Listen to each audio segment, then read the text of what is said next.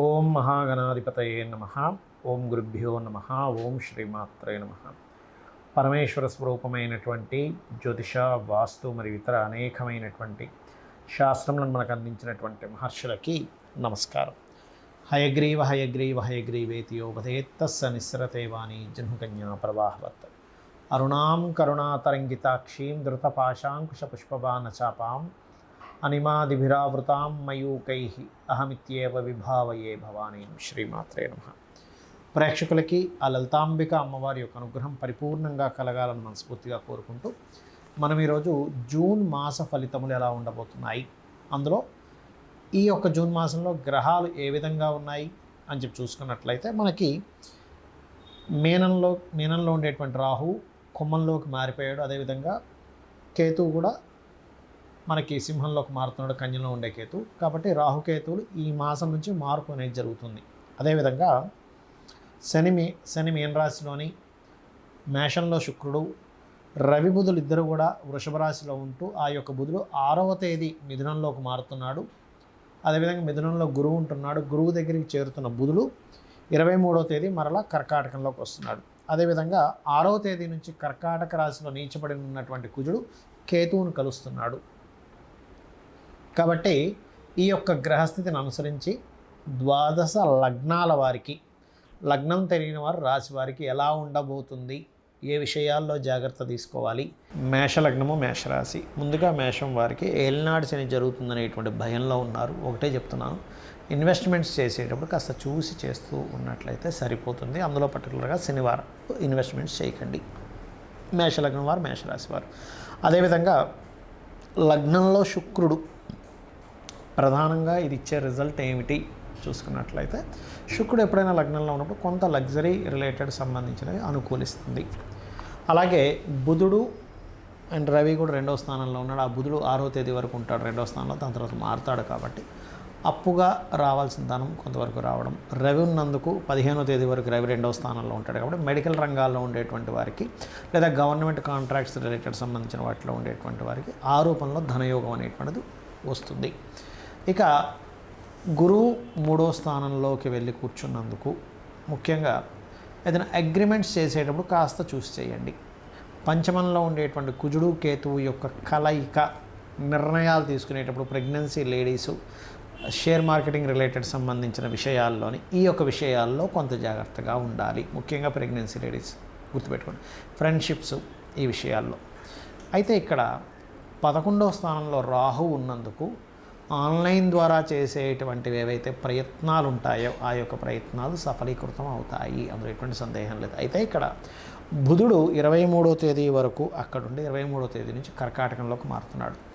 కాబట్టి 23వ తేదీ నుంచి మీకు శుక్రుడు ఎప్పుడైతే లగ్నంలో ఉండి బుధుడు 4లో ఉంటాడో తల్లి తరపు బంధువర్గం వారితో ఏదైనా వివాహ సంబంధించినటువంటివి కుదరడం జరుగుతుంది, గుర్తుపెట్టుకోండి. అలాగే కెరియర్ పరంగా దూర ప్రాంతాలకు వెళ్ళడం ద్వారా సక్సెస్ అనేటువంటిది ఉంది. ఆన్లైన్లో చేసే బిజినెస్ల ద్వారా కూడా సక్సెస్ అనేటువంటిది ఉంటుంది లాభరాహు వల్ల. మీరు ముఖ్యంగా ఇక్కడ ధనపరమైనటువంటి విషయాల్లో ఈ యొక్క మొదటి వారం వదిలిపెడితే 2-3 వారాలు ఏవైతే ఉన్నాయో అది ముఖ్యంగా వ్యాపారం చేసేటువంటి వారికి మంచి అనుకూలత. కాకపోతే మంగళవారాలు ఎటువంటి తొందరపాటు నిర్ణయాలు తీసుకోకండి. అలాగే మీరు చేయవలసిన దేవతారాధన ముఖ్యంగా నవగ్రహాల్లో కుజకేతు గ్రహాల దగ్గర దీపారాధన చేస్తూ సుబ్రహ్మణ్యేశ్వర స్వామిని, గణపతిని ఆరాధిస్తూ మీరు ముఖ్యంగా గోవుకి క్యారెట్స్ మరియు గ్రాసము తినిపించండి. తద్వారా మీరు తీసుకునేటువంటి నిర్ణయాలు ఇబ్బందికరంగా ఉండవు. స్నేహితులతోని లేకపోతే క్రియేటివ్ ఫీల్డ్లో ఉండేటువంటి వారికి ఇబ్బంది అనేటువంటిది రాకుండా ఉంటుంది.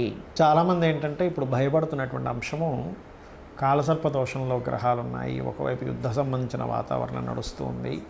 ఈ కాలసర్ప దోషం వాళ్ళ జన్మజాతకానికి ఏమైనా ఎఫెక్ట్ ఇస్తుందా అని అంటూ ఉంటారు. అందుకే ఒకటే చెప్తున్నాను, చాలా కాలం నుంచి చెప్తున్నా ఈ విషయం.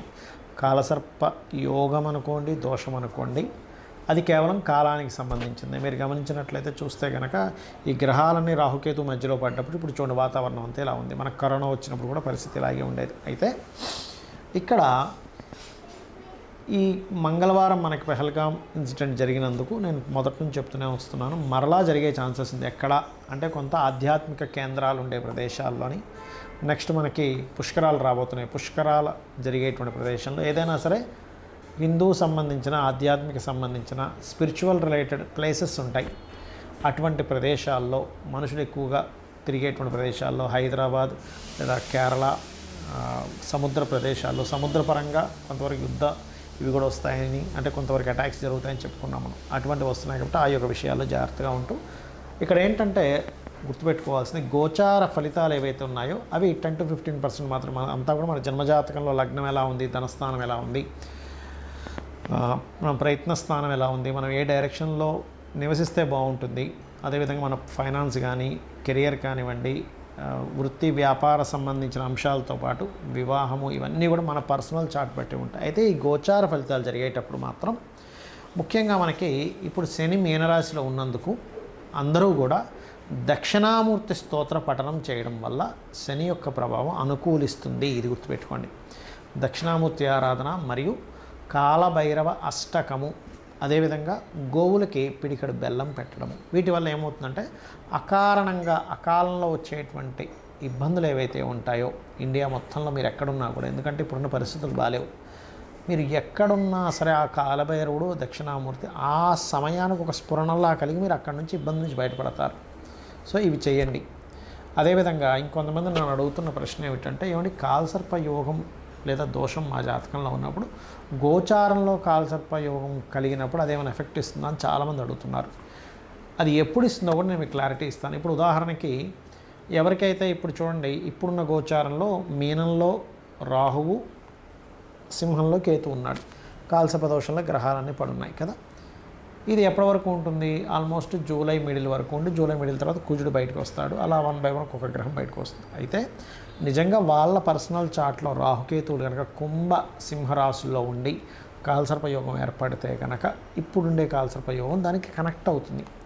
అప్పుడు ఏమవుతుందండి, దీనికి ఏమిటి పరిహారం, అసలు దీనివల్ల ఏమవుతుంది అంటే సింపుల్, ఏమీ లేదు. మనకి చూడండి, ఇటొక గేట్ వేసేసి మధ్యలో అందరి నుంచి వస్తే ఇటు కదలకుండా అయిపోతుంది చూసారా. అలా ఏంటంటే కొంచెం మనకి వర్క్స్ అన్ని స్ట్రక్ అవుతూ ఉంటాయి. అలాంటప్పుడు దానికి పరిహారం ఏమిటి?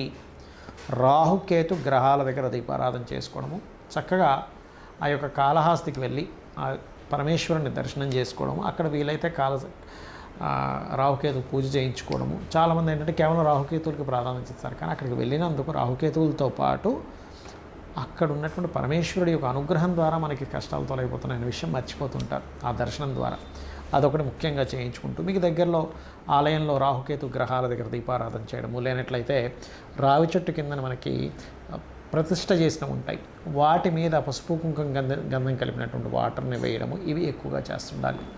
అయితే మనకి రాహుకేతువుల మార్పుల వల్ల ముఖ్యంగా మనకి జరిగేది ఏమిటంటే, కేతువు మార్పు వల్ల ల్యాండ్ రేట్స్ చక్కగా పెరుగుతాయి, బంగారం కొంతవరకు ఆగుతుంది ఒక దగ్గర.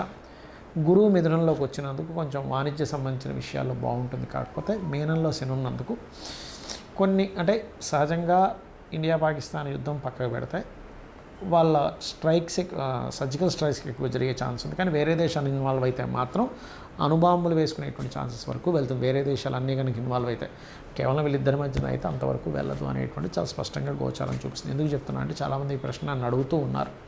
ఇదొకటి. అయితే పరిస్థితులు ఎలా ఉన్నప్పటికీ కూడా మీరు గనక దక్షిణామూర్తి ఆరాధన, కాలభైరవ అష్టకము కనుక చదువుకుంటూ అమ్మవారి ఆరాధన కనుక చేసుకున్నట్లయితే ఖచ్చితంగా అమ్మవారి అనుగ్రహంతో మీరు ఎటువంటి ఇబ్బంది లేకుండా బయటపడతారు. బయటపడాలనే మనస్ఫూర్తి కోరుకుంటున్నాను. శ్రీమాత్రే నమః.